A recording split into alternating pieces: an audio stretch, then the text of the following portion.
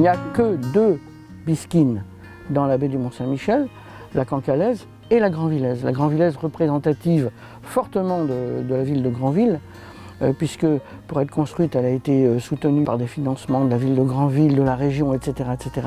En 90, nous avons pu faire cette réplique qui est plus grande que la Cancalaise, mais aussi qui a été faite à partir des plans des chantiers Julienne, de la Rosemarie, plan en 1890. Il faut savoir qu'au 19e siècle, il y avait 400 bisquines dans la baie de Granville, dans la baie du Mont-Saint-Michel, que ces bisquines servaient à la pêche, donc ce sont des bateaux de travail, et ces bisquines ont 2 particularités.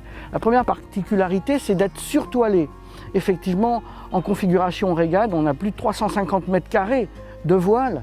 En configuration pêche, on a 300 mètres carrés de voile, 295 mètres carrés de voile.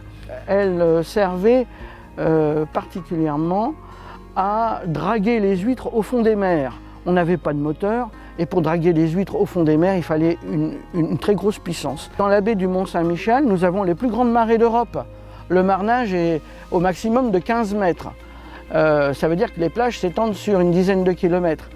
D'ailleurs, c'est pour ça que ces bateaux aussi, on les appelait les écraseurs de crabes, puisqu'ils passaient près des côtes. Alors c'est tous les gens qui veulent connaître justement ce que c'est que naviguer sur un gréement traditionnel, qui veulent participer aux manœuvres pour l'instant d'une demi-journée ou d'une journée, d'être marin et de sentir, de revivre les efforts que les marins devaient faire pour conduire un tel bateau. On voit tout le charme qui est développé par la magnificence des vergues qui sont très grandes, par la surface des voiles.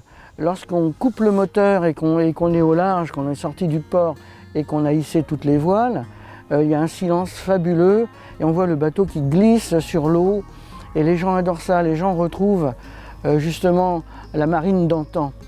C'est une association qui a été créée en 1983 par des copains qui étaient propriétaires de vieux gréements, de gréements traditionnels dans le port du RL.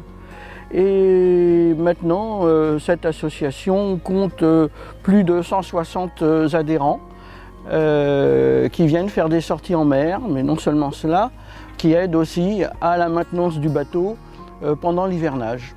Pendant l'hivernage, c'est-à-dire d'octobre à avril.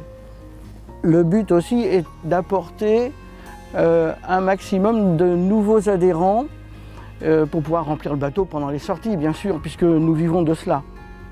La Granvillaise a été construite à Granville, donc c'est bien un emblème de Granville.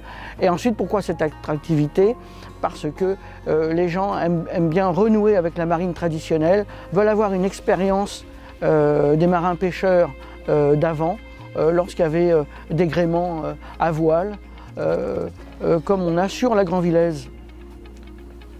Sans cette association, la bisquine ne pourrait pas vivre, car non seulement la bisquine appartient à l'association, mais aussi le but c'est de entretenir la mémoire du patrimoine de la Manche en ce qui concerne les gréements traditionnels.